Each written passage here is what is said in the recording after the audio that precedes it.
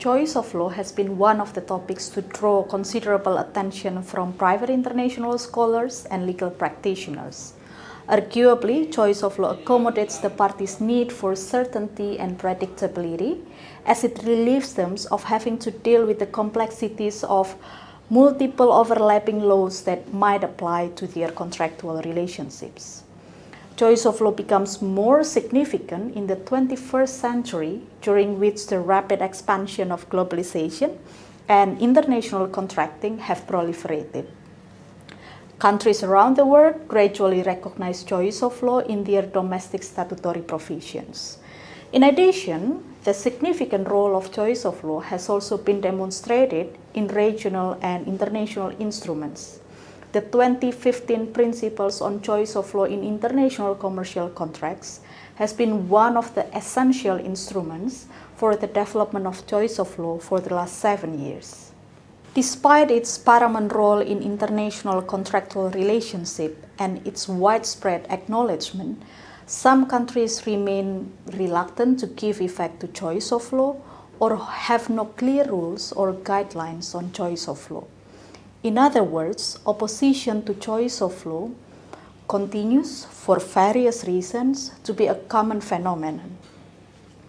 Indonesia is a perfect example of a country in which choice of law does not receive adequate attention.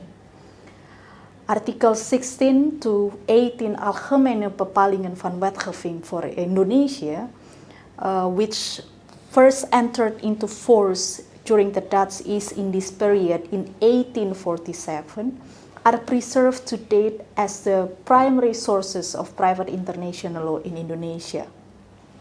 These 3 articles pertain to the statuta theory of the Italian city-states in the 14th century. Thus, none of these articles addresses matter relating to choice of law in contractual relationship. It has taken 55 years since its independence for Indonesia to finally have a statutory provision that acknowledges the freedom of the parties to choose the law applicable to their contract. This freedom was first recognized in 1999 in Law on Arbitration and Alternative Dispute Resolution, followed by Law on Information and Electronic Transaction in 2008 and Law on Aviation in 2009.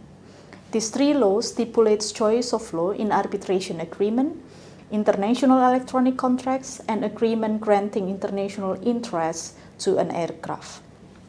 However, these 3 laws remain unsatisfactory and insufficient to deal with the complexity of international commercial transaction because their application are confined to the 3 aforementioned types of contract, and they do not provide clear guidelines on how and to what extent choice of law may be exercised by the parties or may be given effect by a dispute settlement forum, either a state court or an arbitral tribunal.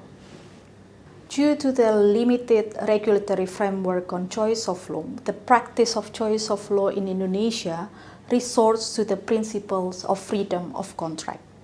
So the freedom of the parties to create a contract and to determine the terms and conditions therein has been invoked to justify and operate choice of law, including to set the restriction to choice of law in Indonesia. In light of the limited statutory framework or the limited regulatory framework of choice of law in Indonesia, the extent to which the Indonesian courts give effect to choice of law is also uncertain.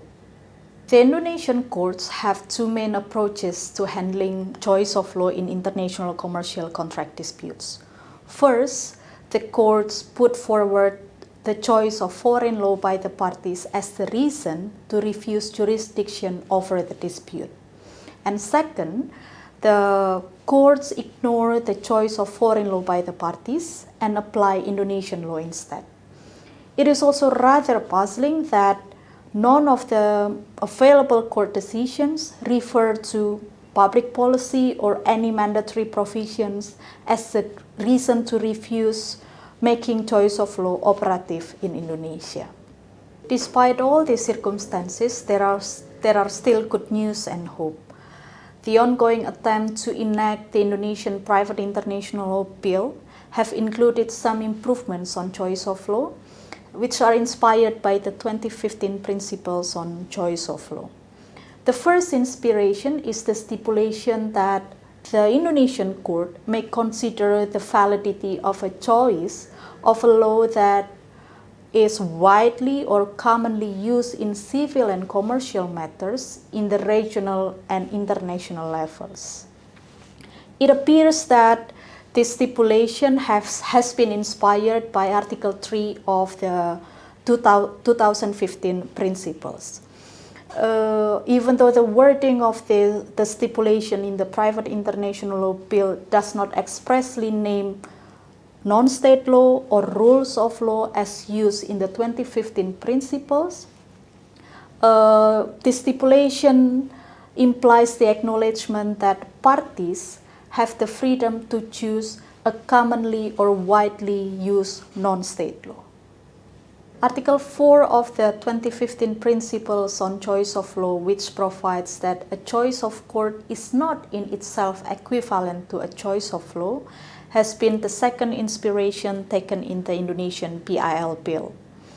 The bill asserts that the parties' consent to submit their dispute to an Indonesian court cannot be inferred as a choice of Indonesian law to govern their dispute.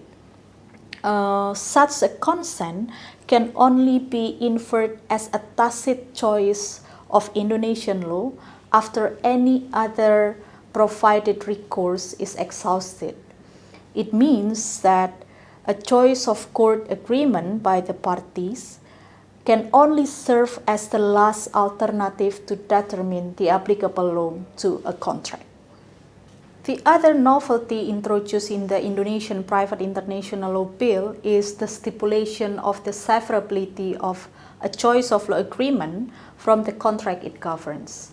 The PIL bill provides that a choice of law agreement remains applicable and binding upon the parties even if the contract it governs is declared invalid or null and void. It is understood that this stipulation has been inspired by Article 7 of the 2015 Principles on Choice of Law.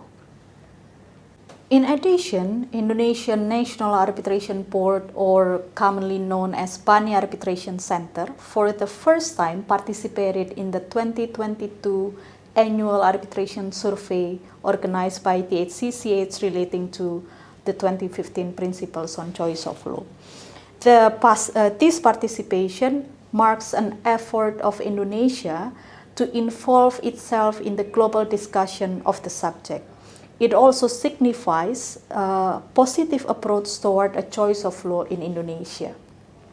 The responses given by Bani Arbitration Center have remarked the correspondence between its institutional rules and the provisions of the 2015 Principles on Choice of Law. Moreover, Bani Arbitration Center has also revealed that the arbitral tribunals it administered have referred to the 2015 principles in determining the law applicable to international commercial contract they were handling.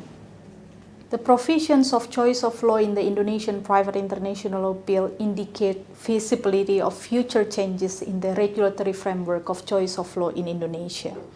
Therefore, its approval by the Parliament is expected in the near future.